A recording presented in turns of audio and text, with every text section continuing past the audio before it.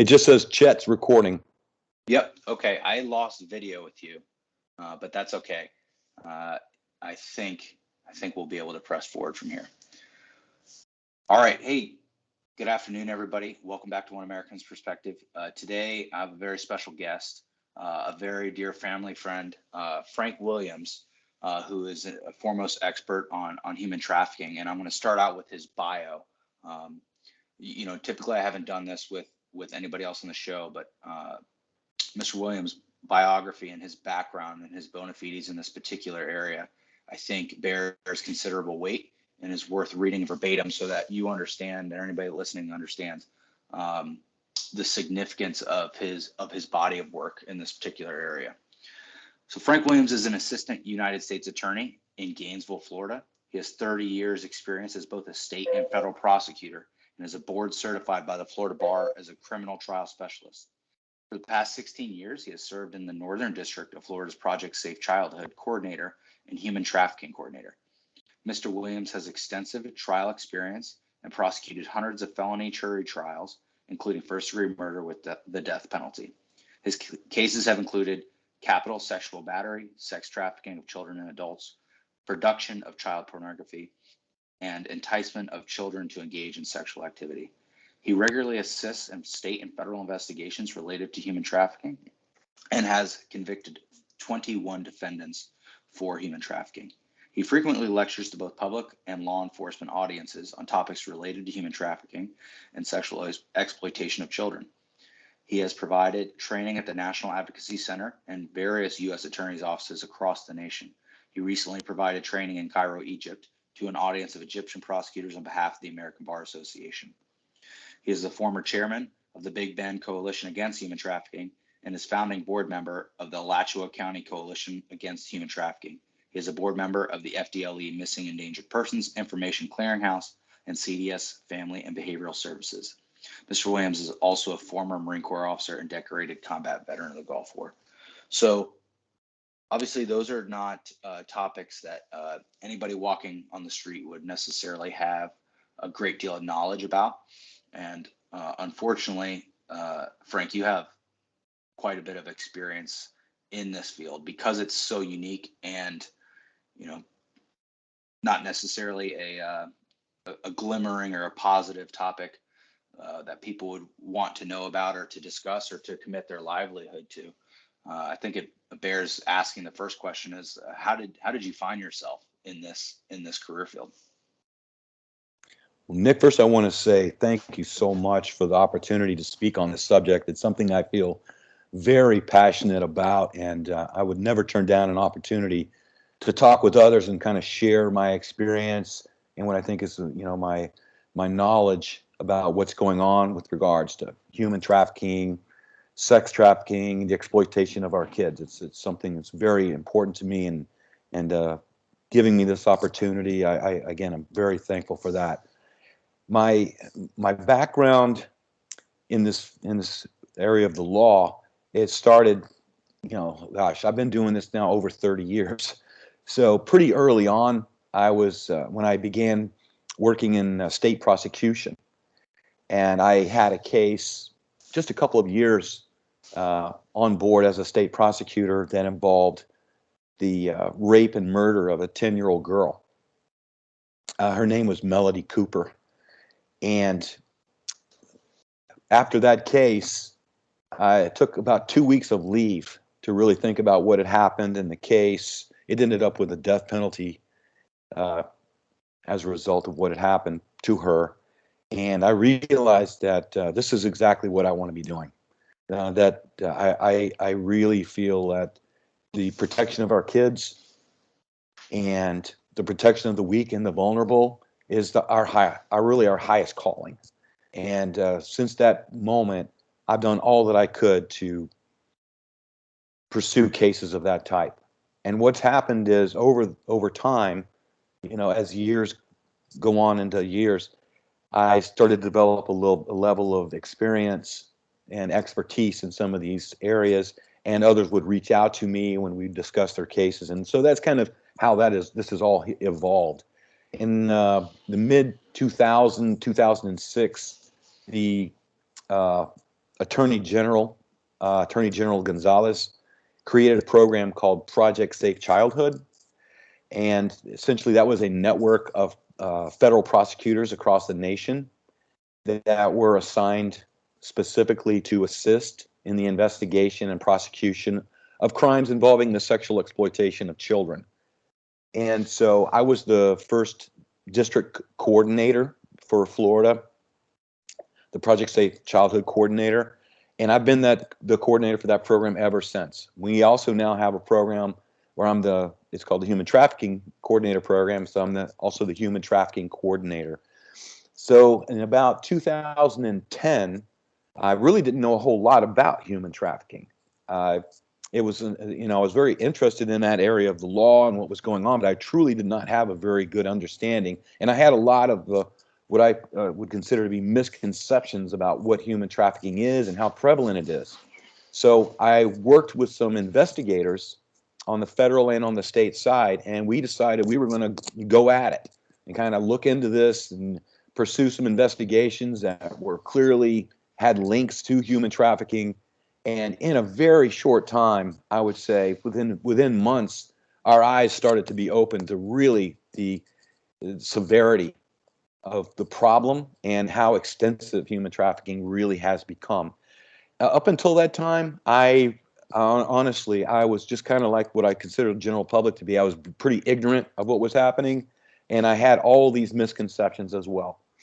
So since that time, in 2010, I've been involved in hundreds of cases, investigations involving human trafficking, and I've learned so much in this time.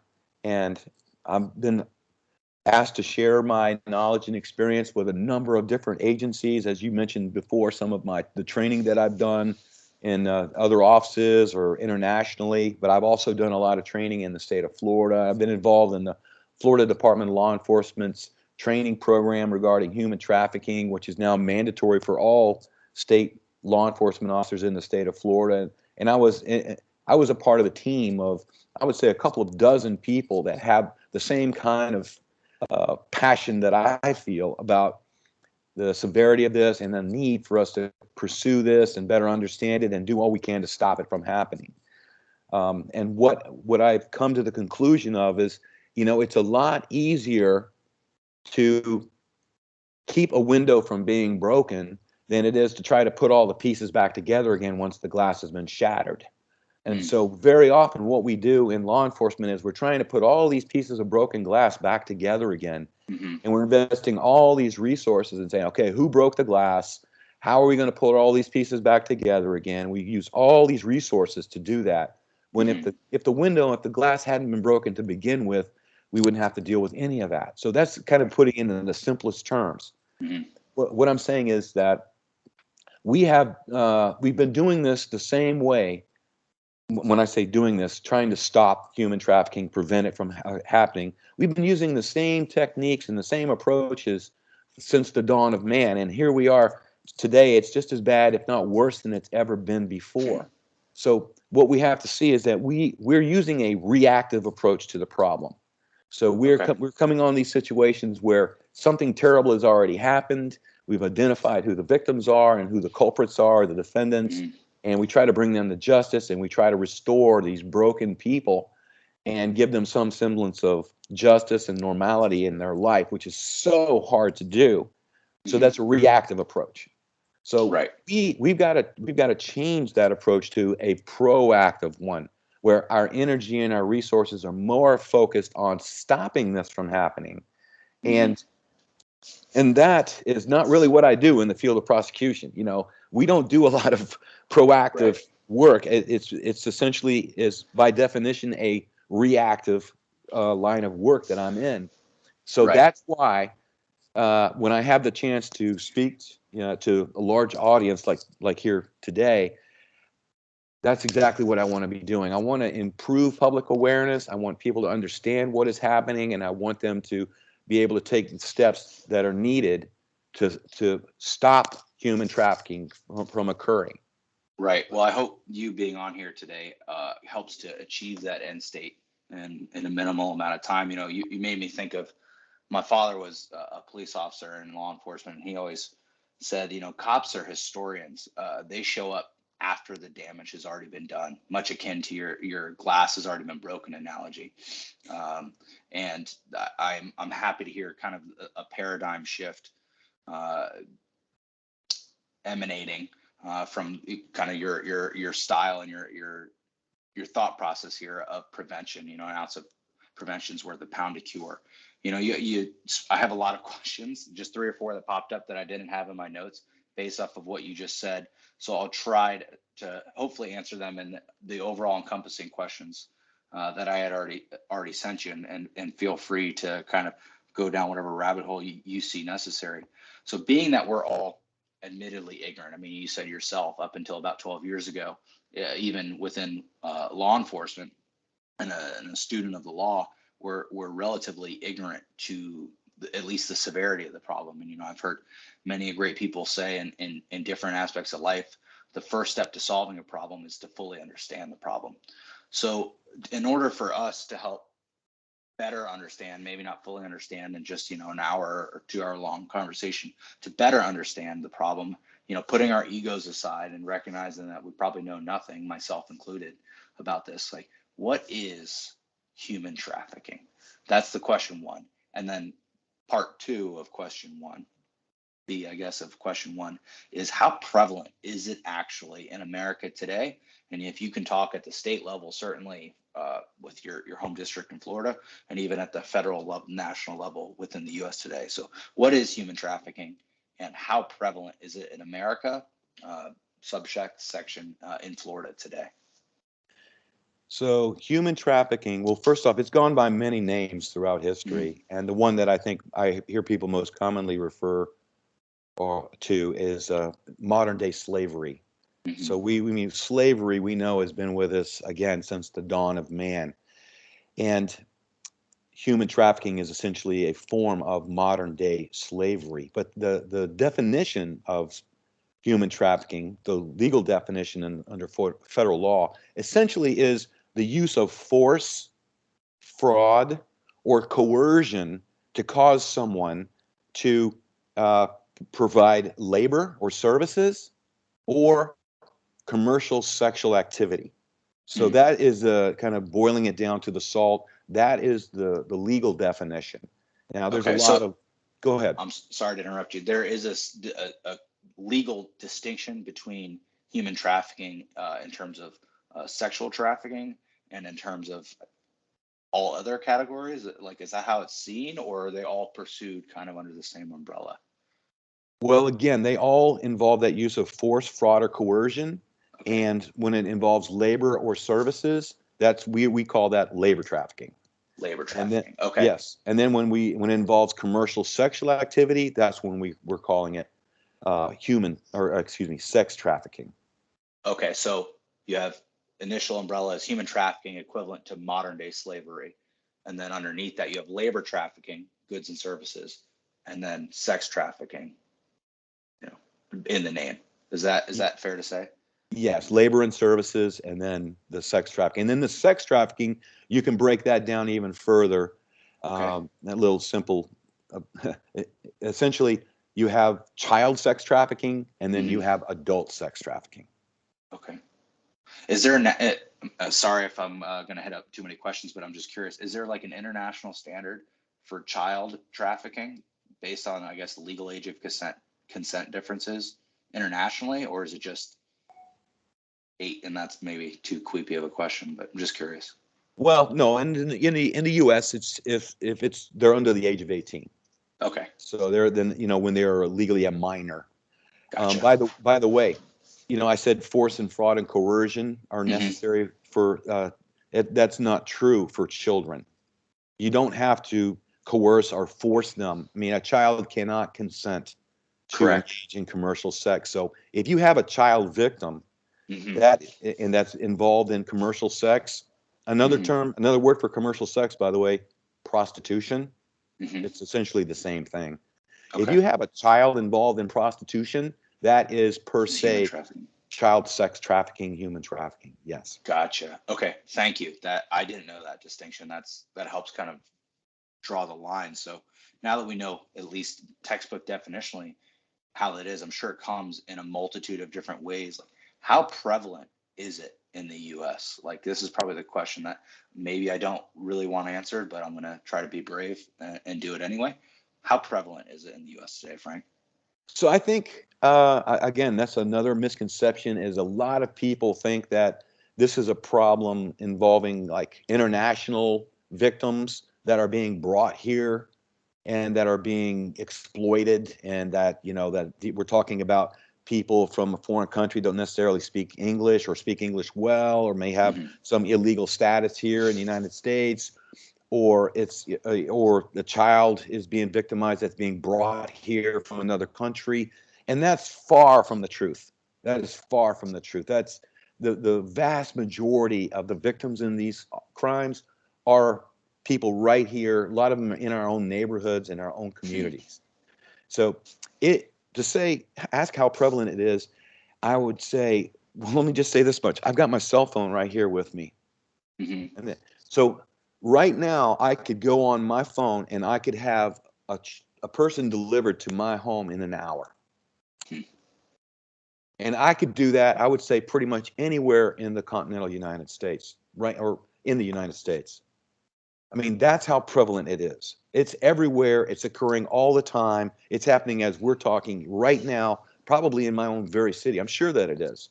Mm-hmm. I mean, that is how rampant it is today. There's far more of it than what people understand. When I first started doing this, as I said, no, there were no human trafficking prosecutions in Gainesville. So within a very short time, I had 6 or 8 different defendants that I charged, and I realized it was the tip of the iceberg. Hmm. And so as I did the cases, and as they were successful and they were convicted, uh, I thought the community would start to recognize the severity of what's going on, but that was wrong. I was wrong.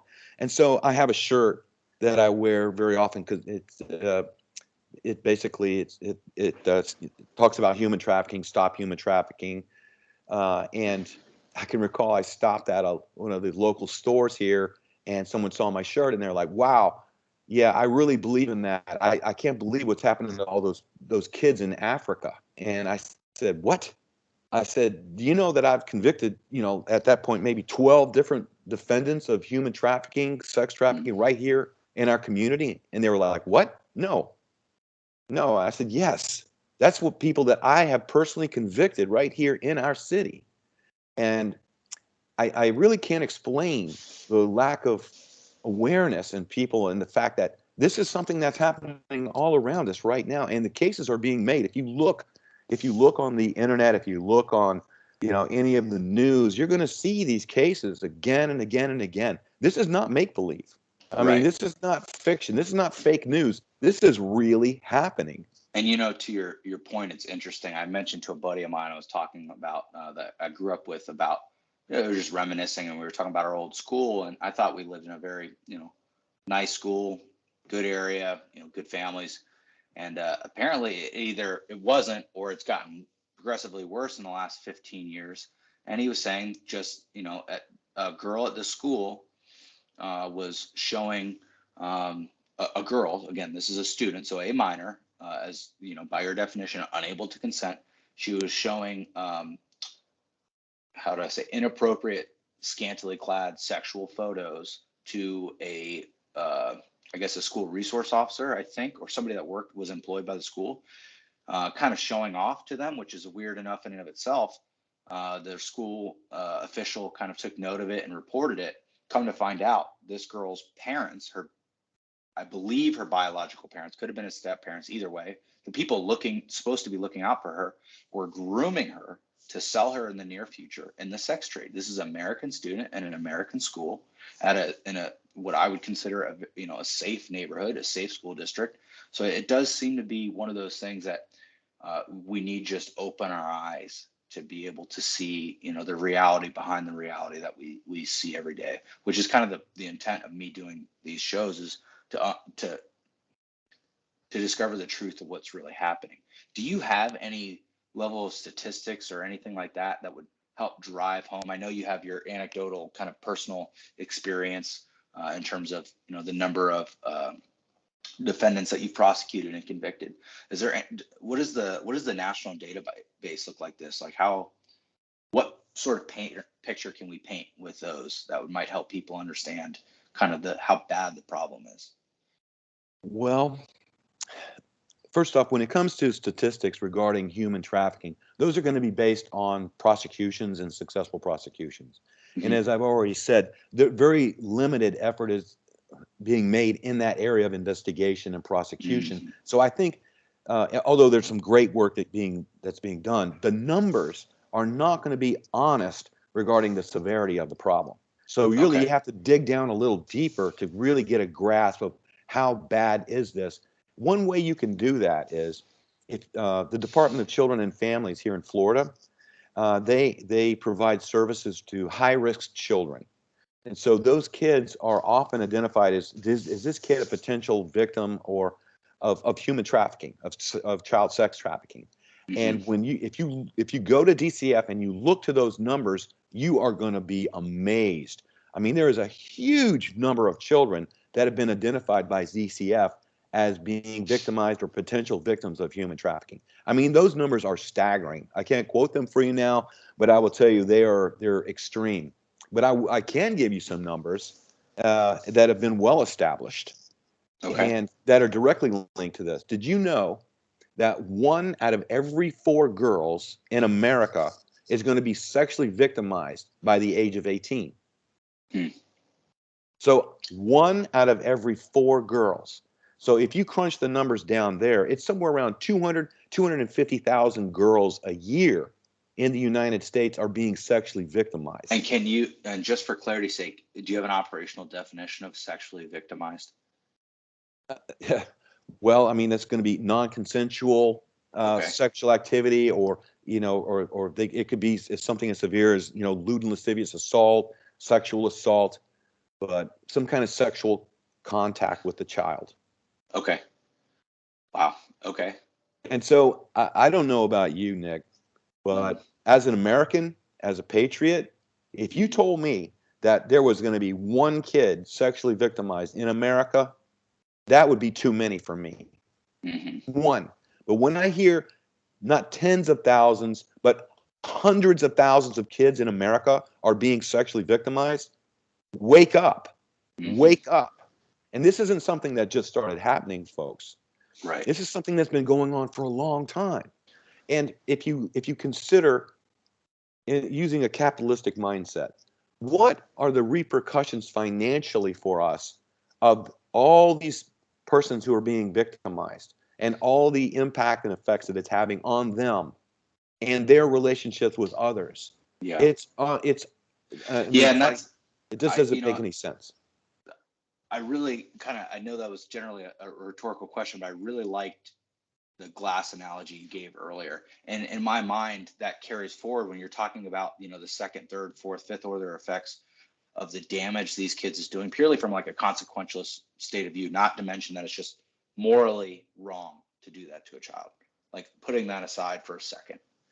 Uh, when the glass is broken, you're breaking the child right there and then and there. And every relationship they have forward with themselves and with everyone else is going to be tainted from there forward. It's like handing out those shards of glass to the rest of society and people will get cut. And now you're dealing with the cuts of that single piece of glass being broken down into many, is kind of how I pictured in my mind. So I really like that analogy because you're absolutely right. Now, going back to, that's like looking at the results based of that. Just in and of itself, sexually abusing a child, is something that I think our society really grapples with. You know, there's very few things that are very taboo to talk about, um, or really to fully understand. One of those things I think is pedophilia and the attraction deviants in our society have, or maybe even not even deviants, maybe just uh, a larger percentage of the population than we would like to admit do that. And I think there's very little, like from what I can tell, there's a minimal body of work understanding how that happens, other than hurt people, as the old expression goes. Like, it was done to them, kind of to your point of like, it's been going on forever.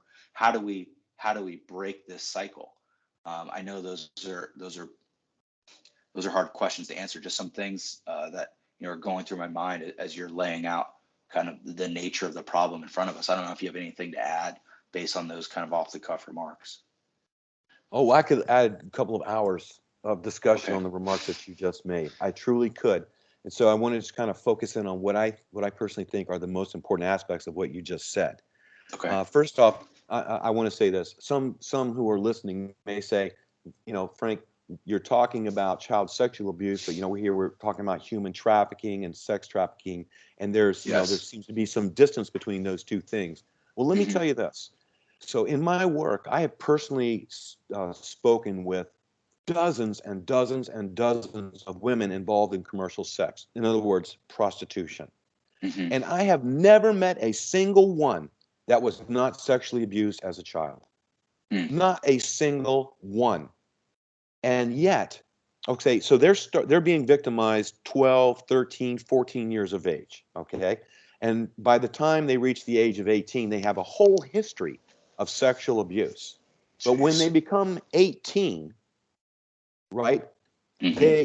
We don't look at them the same way anymore. See, it's like when they blow the candles out on their cake for their birthday, everything changes in their life. So now they're an adult. So Hmm. now we don't look at them as, hey, it doesn't matter, how you got into this. You're a victim. Now there must be force, there must be fraud, there must be coercion in order for you to be a victim of sex trafficking. Hmm. But the fact is, they've been victimized and brought into this long before they became an adult. They were being groomed, to use the popular term. Is that I don't accurate even know if to I say? wouldn't say grooming is purposefully setting Deliberate. them up for this. That the grooming took place way beyond that, way before Okay. that occurred. That event of the 18th. But what I Mm. want to make it clear to everyone that's listening is this: when they turn 18 and they blow out the cake, they do Hmm. not become a crack addict. They do not become a whore. That is still a victim. They are still just as much a victim as the day when they were 12 years old. So Mm. when we see them on the street, when we see women who are obviously suffering, selling themselves on the street, severely addicted, broken mental health problems, have lost their children, we should not be looking at them through the lens of glasses that say, you are a whore, you are a prostitute, You're a you are a criminal. crack addict, you have made this choice. This is those are the wrong glasses to have on. Mm. And take those glasses off. We have got to eliminate that misconception that this is something that the women and men, oftentimes young men as well, Mm. voluntarily engage in this. That's a Mm. complete lie. And the reason I want to, and I really feel so strongly about this is the people that traffic them. A lot of times we call them pimps, okay? We or human traffickers. They know this. They know that society looks at these people with those eyes, Hmm. and they use that as a tool Against them. to continue to control these victims. So Mm. that's when I say public awareness is so important, folks. We cannot look at these victims as the criminals, as someone who's voluntarily doing this. We cannot look at them as refuse of society. We cannot discard them like that. And if we do, we are continuing to victimize them and further victimize them. We got to look at these people, these human beings, as what they are, victims. And we have to treat Mm. them that way. Now, that misconception is something that's been a part of our society for a very long time. And it's even Yeah. in law enforcement. It's even Hmm. in law enforcement. I've talked to a lot of senior law enforcement that have that same mindset, the same perspective about who these victims are. And so we have to gently but purposely and directly Right. stop that and correct that from happening. Yeah, that seems like I can certainly understand that issue because part of me is a firm believer in individual autonomy and the right to decide, and the responsibility really to decide how you choose to act regardless of how you were treated in the past. However, when you're talking about a certain allowance has to be made when you're talking about something as severely traumatic as what you're talking about. This is not, I was bullied in school, so now I'm a bully in life, or, uh, I didn't have all the fancy things I wanted when I was a child. This is a severe level of trauma that you're talking about. That taints is the only word, that the expression that comes to mind. Taints how they interact in the future, but I can certainly see how that is a tough switch to make in your mind of seeing them not as the perpetrator of whatever crime that they may in fact be committing at the time that they gain the attention of the police, but understanding and peeling back the onion. Well, how did this person get to this point? How are they doing that? Kind of switching, you mentioned the criminal element, or the traffickers, or those who partake in the trafficking trade. I guess you would call them the beneficiaries of this trade. Like, what is have you built enough of a base to have we have the warning signs to look out for the victimizers that you mentioned. And by the way, I'll put a link to some of any of the websites you mentioned, Frank, in the links below, so people can come and go and check that stuff out. But in terms of the perpetrators of participating in the trafficking trade, like, what does their MO look like? How have you gathered any similarities amongst that population? Oh, yes. Oh, yes.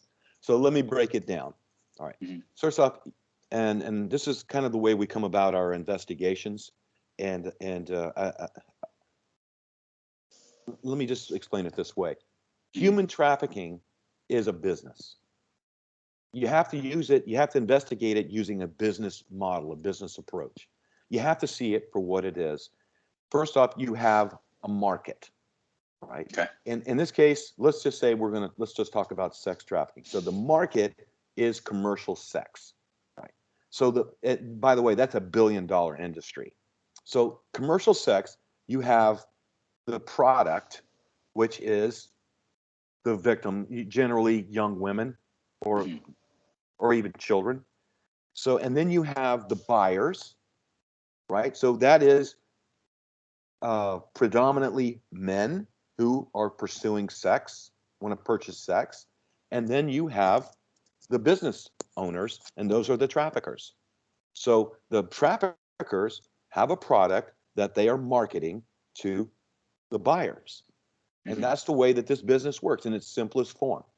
So what I want to go a little farther with this is, so let's say you have this highly profitable business. You can Mm-hmm. make off of one person, one child in a night, $5, $10, $15,000. So you're selling this child, you're making a huge profit Yeah. because these buyers are just coming in, and coming in. Mm-hmm. And then, so in order to do this, you have to add advertising, right? So you got to get the Right. word out that you've got this product available. Yeah. So it's a very highly successful business model that you can run day after day after day. So ask yourself this question. I've got this successful business model here, right? Mm-hmm. And it involves a criminal enterprise and it's highly profitable. So who's going to be involved in something like that? Mm-hmm. And the answer is organized crime. Organized crime. So illegal business, highly profitable business model, organized crime. So Mm-hmm. when I say organized crime, predominantly that is going to be gangs. So gangs are heavily involved in sex trafficking. Gangs organize it, they work together, they recruit the victims, they advertise together, they provide security for one another. Gangs are heavily involved in sex trafficking. And you don't see that, at the basic investigative level until you've been doing this for a while and you start to put the pieces together and seeing all the connections. And it doesn't take too long, really, to start to understand the scope of what's going on and the involvement of organized crime, in particular gangs, in sex trafficking in America. It is a huge moneymaker for them. Right. And I imagine I'm going to ask you, I guess, I don't know. This happens in a decentralized manner. Is there any like international centralized sex trafficking or human trafficking, um, organized crime. Uh, I don't know what you would call them, mafia of sorts, I guess. Or is this Yes. all decentralized? Okay, No, please no, go ahead. no. It's in, and when you have an illegal business like this, you're going to have an independent operator who's Hmm. selling, one, two, three, four, up to six, how many other victims, or you're Hmm. going to have all the way up to international scope, where victims are being brought from other countries, being to exclusive locations. You're going to have and everything in between. And Okay. you see evidence of that, regularly in the arrests and convictions. A lot of them have been, very. There's a lot of notoriety in some of the cases. I know that the viewers, the listeners have seen in some of the cases. Okay. So I have, kind of help. It will help me at least concrete it. And this wasn't a question I sent you, but it sounds like this should be easy enough for you to answer. No problem. When we were living in Europe, I think there was, generally speaking, more awareness about human trafficking amongst the general population than here. I don't know why that was. It just seemed like I heard about it more when I lived over there than when I Yeah. lived over here. One thing I heard was anytime there was an international event, the Olympics, whatever, trafficking would go up on the rise, because you have people coming, all congregating together in one area, and they don't just come for the fanfare. They don't just come to see the event itself. The Super Bowl is another one that I've heard domestically.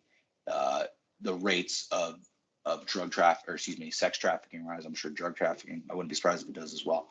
So let's use the example going on today. So today is December 3rd, is the World Cup in Qatar. Can you speak to any level of specificity of how that human trafficking, sex trafficking, I guess specifically, would be occurring in Qatar to accompany the World Cup? Does that question make sense? Well, remember I talked about the business model, Mm-hmm. okay? And we have these business managers or owners. And so Mm-hmm. let's say that they say, "Hey, I see there's going to be a large gathering of men at this event, and it's going to be a multi-day event. So they're going to be staying at area hotels, they're going to be attending the event, Mm-hmm. and that and if you're a smart business person, you're going to be saying, "Wow, this is going to be a great opportunity for us to make a lot of money in a short period of time." So, yes, the answer is yes. That's why events like the Super Bowl or the huge soccer tourneys or whatever, why they are a draw for traffickers, and they're going to bring those victims there. And as I said, it's very well organized in respect to the fact that you've got organized crime and they're working together. So Mm-hmm. they're wanting to make as much money as they can at these events. So they will actually share victims. They'll say, "Hey, look, I've got these six victims and I'm going to send them to you, and they're going to work for you during this period of time, and you're going to Mm-hmm. share with me, such a amount of the proceeds that you're going to recover, from selling them." So this is very common, Mm-hmm. very common. And you'll see a victim who's being taken from an event in Orlando or Tampa, taken back up to New York, brought over to the Midwest, and you're wondering, how is this happening? Mm-hmm. How is this happening? And what it is this network of traffickers in their organization that are working together, sharing the proceeds, using that business model that I told you about, because Mm-hmm. that's what it all boils down to. So, short answer is yes, these events are a huge draw for men and Mm-hmm. corresponding business prospect for human traffickers. And that Okay. really comes back to the point that I really want to make, Nick, and whenever I talk to men, is I want to tell them that listen, if today men stopped buying sex, there would be no sex trafficking. If men stopped buying sex, there would be zero sex trafficking. It would stop. That's on our shoulders as men. Mm. Men are at the heart of this, and no one is addressing that, and let alone men. And I am sick of going to meetings and presentations and doing public awareness, and I look out over the audience, and less than 10% are men. I'm like, Mm. where are the men? Where are the men? This is not a woman's problem. It's a man's problem. Mm. And men need to grasp that. And and I want to do all that I can to help men understand that. When I talk to men, especially men who are traffickers or men who are buyers, and I say, look at yourself, help me to understand, please. Why would you do this? Mm-hmm. Why would you do this? Why would you buy this child? Why would you buy this young girl? You have a family. You've got a professional job. You've got great income. You've got everything. Why would you buy this child? Why would you think that that's all right? And the answers are essentially what psychologists and psychiatrists would refer to as cognitive distortions. Mm-hmm. Dissonance. And so they will give me answers, and the most common one is this: oh, she likes me. We have a relationship. I'm helping her. Hmm. And and they truly think that this interaction that they're having with this person is one in which they have a personal relationship, and that they can talk about the issues in their lives, and that the buyer can help her, and Hmm. they actually convince themselves of that. And let me give you the other side of that. When I Mm-hmm. talk, when I speak with the victims, and I'm going to be harsh here, when I speak to the victims and I say, here you are selling yourself, and with people that you don't know, you're taking all this risk. There's the risk of sexual disease, the risk of being harmed physically, even being killed, murdered. You know, is this something that you would choose to do? Why would you choose to do this? And the answer is, this is all I've got. Yeah. There's nothing I have of more value. And I say, do you enjoy it? And one girl gave me the clearest understanding of how much they enjoy this. And I want every man to listen to this statement. She said, when a man is having sex with me, I feel like he is urinating in me. And now tell me, how does that go in accord with Yeah. she likes me and I'm helping her? Mm-hmm. Okay, guys, that they don't like you. They don't want you to be their friend. They're there for one reason, and that is to make money. And you are providing that money. So Mm. stop doing it. Stop buying sex. Yeah, you say, no, this girl's not involved in human trafficking. She showed up at my door. She doesn't have any Mm. bruises or marks on her. She's there purposely and willingly. It's her advertisement. Mm-hmm. Wrong, wrong, wrong. She is a trafficking victim. You think she's going to identify the guy that she works for?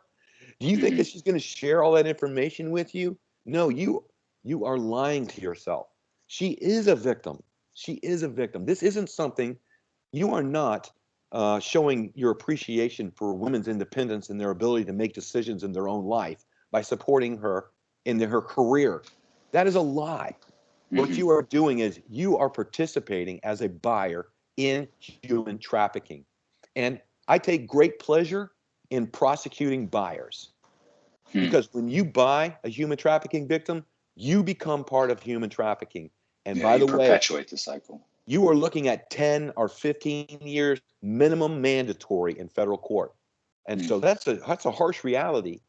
That's a harsh reality, but I've enjoyed giving that reality to a number of buyers. What is the response you get from traffickers? Surely it's not that I'm helping them. No, no, it's some of them want to convince you that the victims are doing it voluntarily.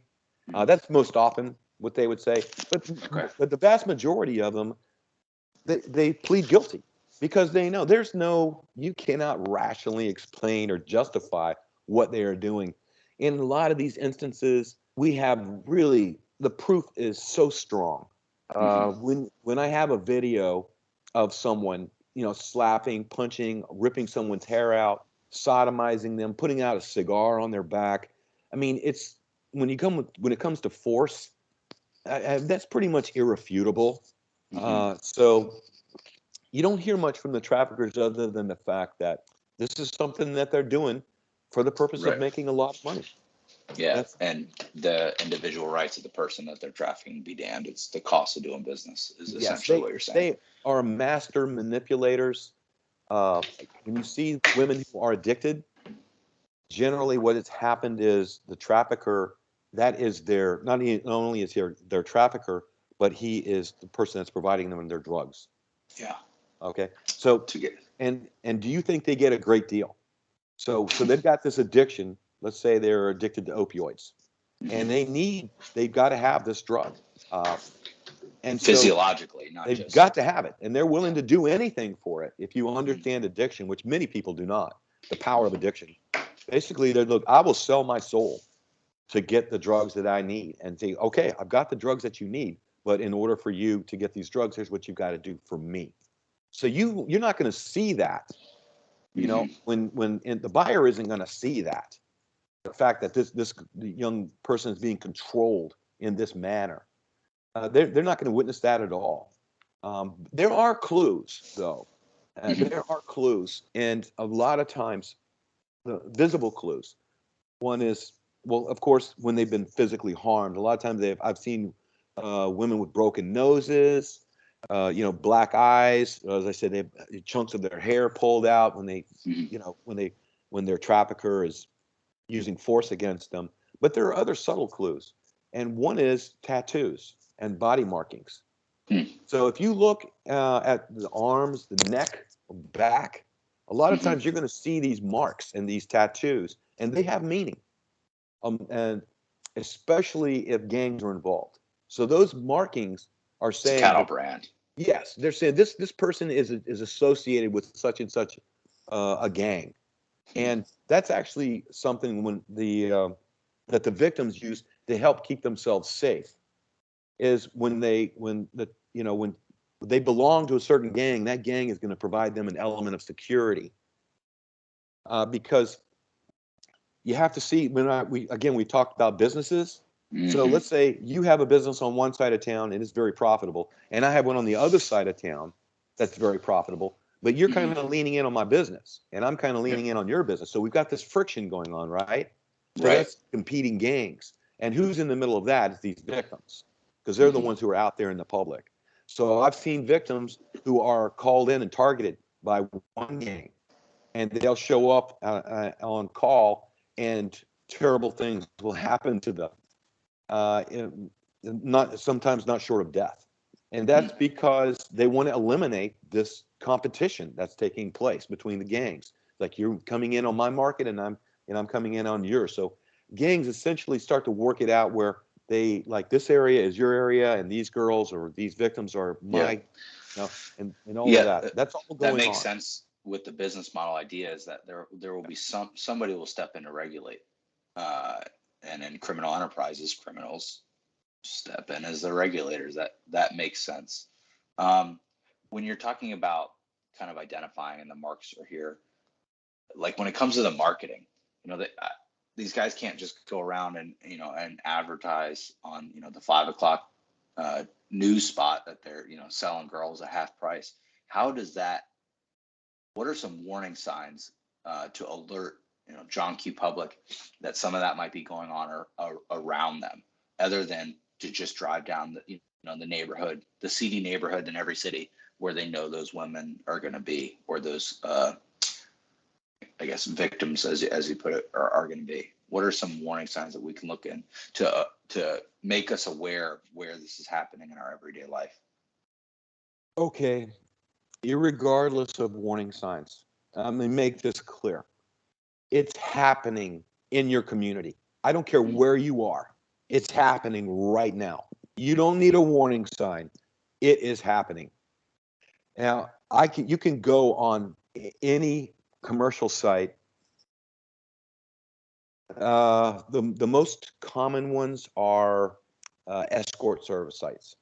Okay. And I want to tell you, Nick, about 10 years ago, I mean, or maybe even beyond that, I'm sure you're familiar with Craigslist. Hmm. And Craigslist, has these advertisements where you can go in there and you can select, uh, farm equipment, or you Hmm. can select, I want to meet somebody, or I want to get a massage, or I want an escort, or whatever. Hmm. So that opened up this new uh, avenue for traffickers to make connections with the buyers. So it became very common for traffickers to use the internet and some of these uh, advertising forums to traffic human beings. And so then their Backpage came about. I know I'm sure you're familiar, remember Backpage. And then all that occurred with Backpage some years ago when it was determined that it was a vast number uh,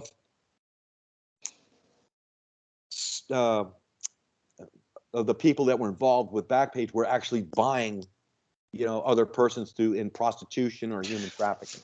I'm not actually familiar with Backpage. Yeah. I remember with when they came down on Craigslist hard because they were advertising prostitution, and I know a lot of it still happens on the dark web, but I'm not familiar with Backpage specifically. Well, that's interesting. So that kind of dates me a little bit, but it was a Okay. big deal. So Okay. Backpage was completely shut down. Okay. And so everyone thought, well, great. So we've got rid of this Backpage because we know that Backpage was being used uh, almost exclusively just for Mm. soliciting and prostitution and human trafficking. So that's great. No, no. What happened as a result is that just opened up the market to dozens and dozens and dozens of other sites that are doing exactly the same thing as what So Backpage was doing.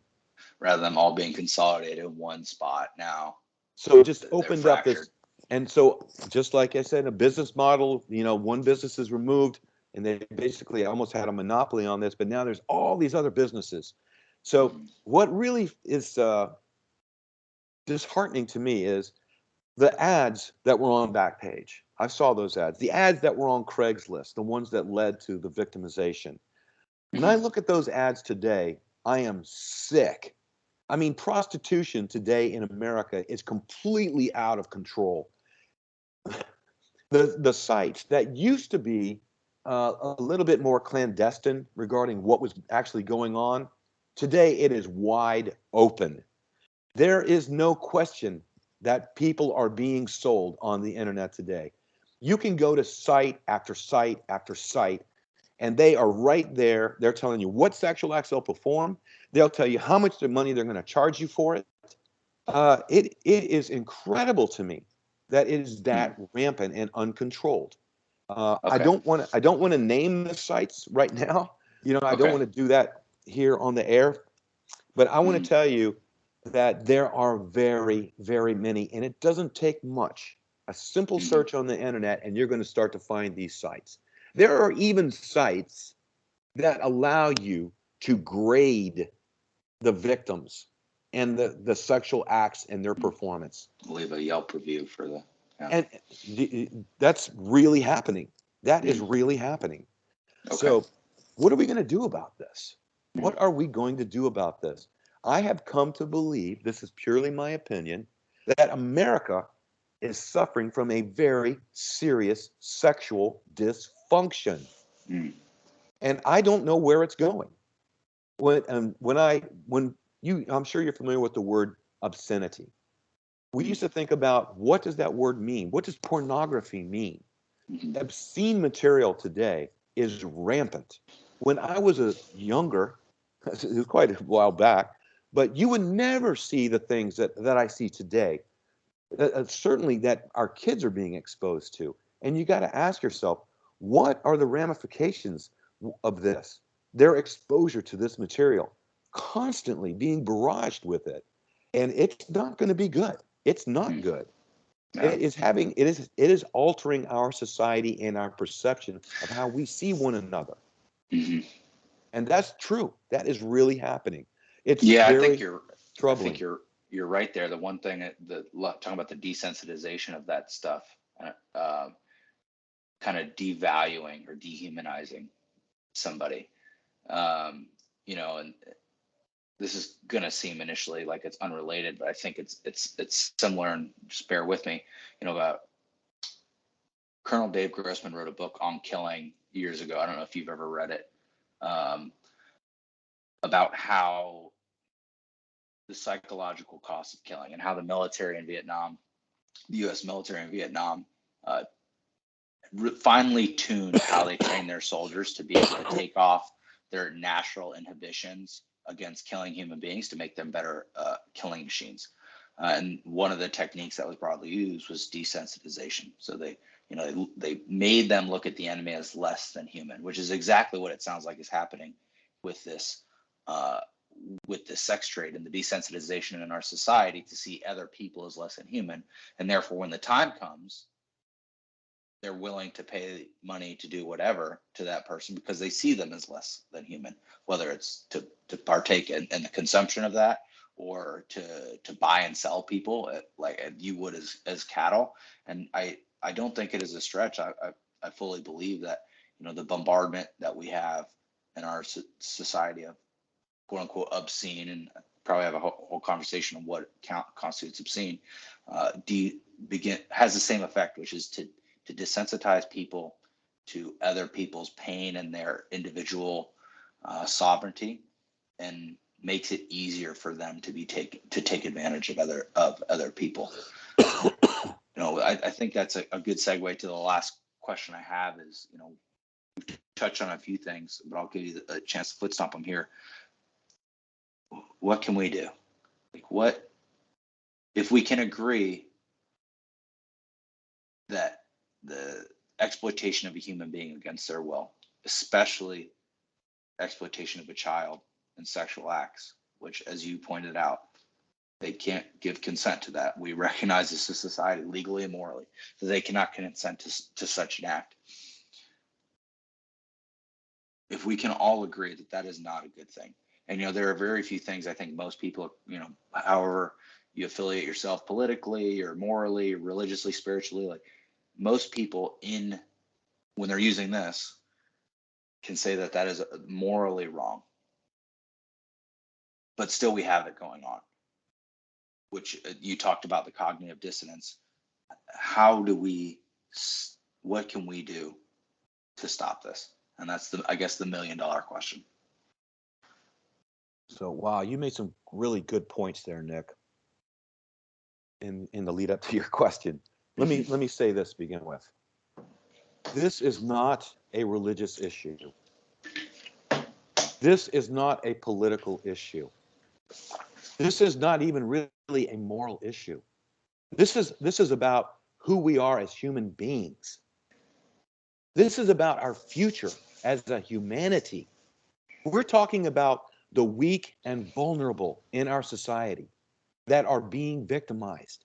And there are many quotations, people who are much smarter than I am in history that have said the greatest judge of a society is how it cares for its weak and vulnerable. We are failing. We are failing. We are going to be judged very harshly. So, what can we do? So, if you are a man that is listening to what I'm saying, do not buy sex. Do not buy sex. And when you see others, when you're around your brothers, your friends, whomever, you make it clear to them that that is not acceptable behavior. There is no justification for that. Stop doing it. If every man heard that message and complied with it, this would be over. This would be over. But I know that they're not going to. All right. So the rest of us, it's on the rest of us to do what we can to stop this from happening, and then to bring some, again, normality and justice to the victims. So what do we got to do with that? Men, we got to join with women. We got to support women in what's going on in every respect. Women don't want us to be in front of them. They don't want us to be behind them. They want us to be beside them on this issue. So let's get beside women. Let's support them in what's happening. And I don't want to see 10%. I want to see 90% men at these. This is a calling for men. This is a calling. Men need a purpose.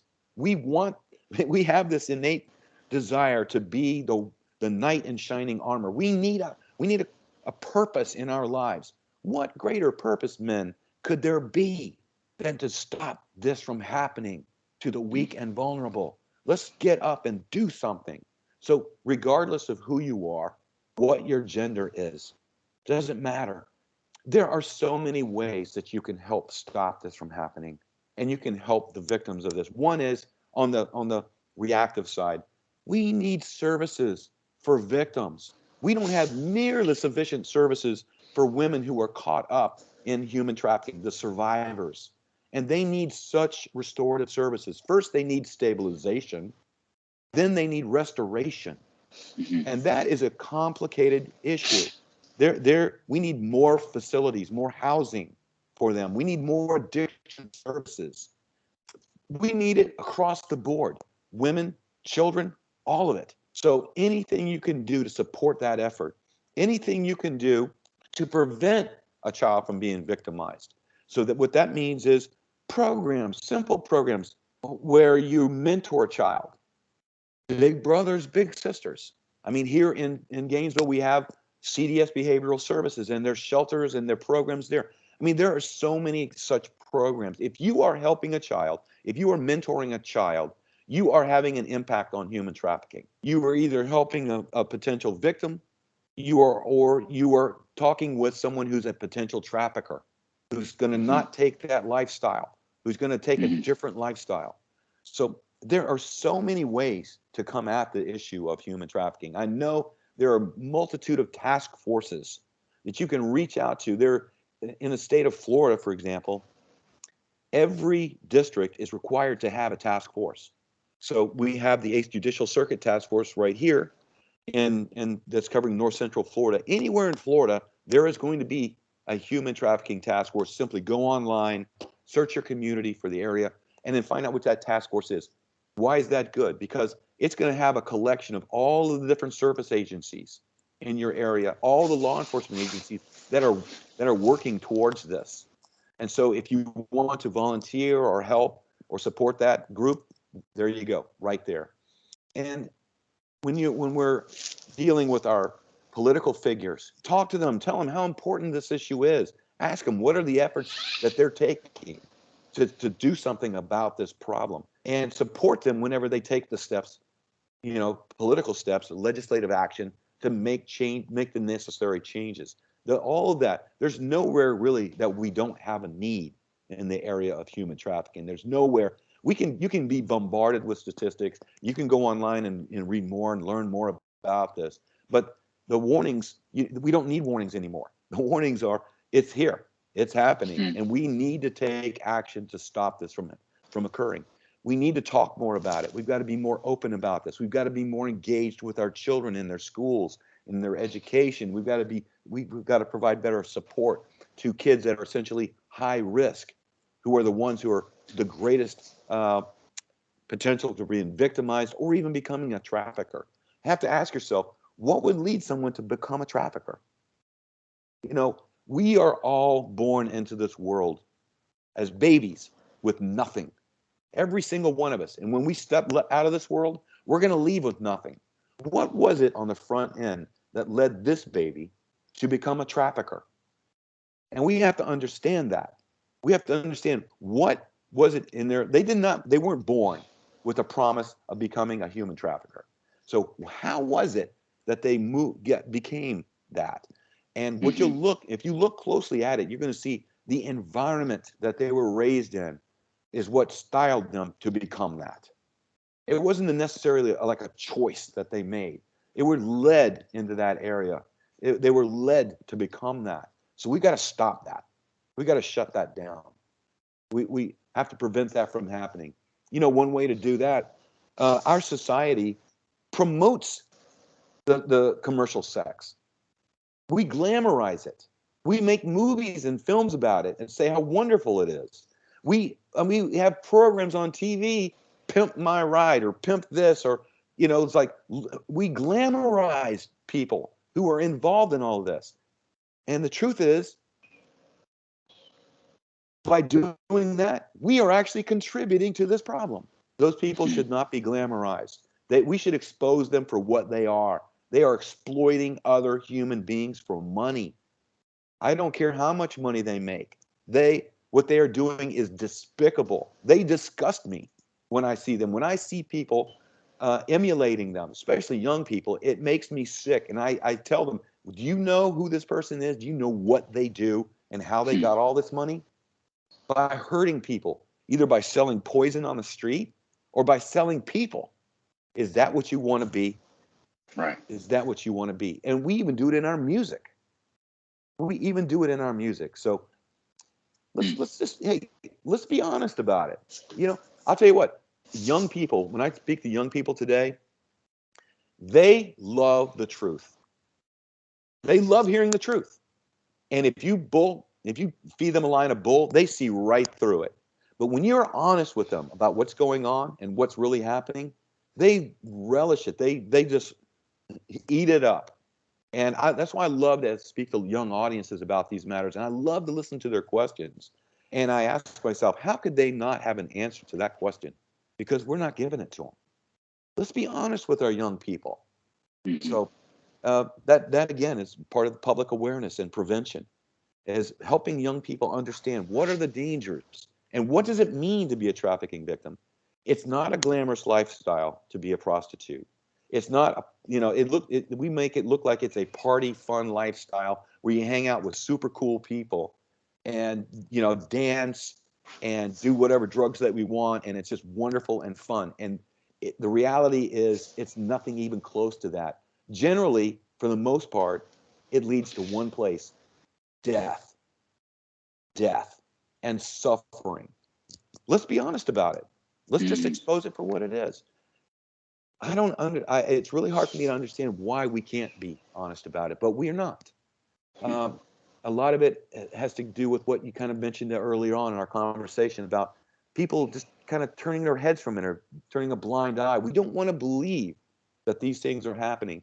But let me tell you what: when you sit down with a parent and he tells you what happened to his 15, 14-year-old daughter, and you see the suffering in his eyes, and you see the self-condemnation in his eyes, and he says, how could I let this happen? Why was my daughter victimized? I didn't do enough to protect her. I don't want to look in those eyes anymore. I don't Right. want to look in those eyes. I want to stop that from happening. And so again, that comes back to my first comments to you about how much I appreciate the opportunity to come and speak about this, and how much, I mean, there's so much more that I would like to share with you about the subject and all of the different aspects of the subject. But obviously we don't have the time More. for doing all of that. Right. Well, Frank, thank you for coming on and sharing that. I think those are salient points to end on. If somebody wants to find out more, as you alluded to, or wants to look into this deeper or get involved in some of those programs or procedures, where I'll tell you what, if you just send them to me offline or hyperlinks or anything like that, I'll post them in the comments below so people can find out more. And I'm sure a quick Google search, like you said, unfortunately, uh, the information is out there. It just takes a willing eye to see what's really going on. Thank you again for being on the show. Anybody that's watching, please, uh, make a comment, give feedback on how this one went. This is a heavy hitting topic. This isn't a fun thing to talk about, um, but that's reality, and like it or not, uh, the damage is being done. And more damage will be done by ignoring it than will be done by recognizing that it's going on. So thank you again for coming on the show, and I look forward to talking to you again soon. Thank you, Nick. All right, take care.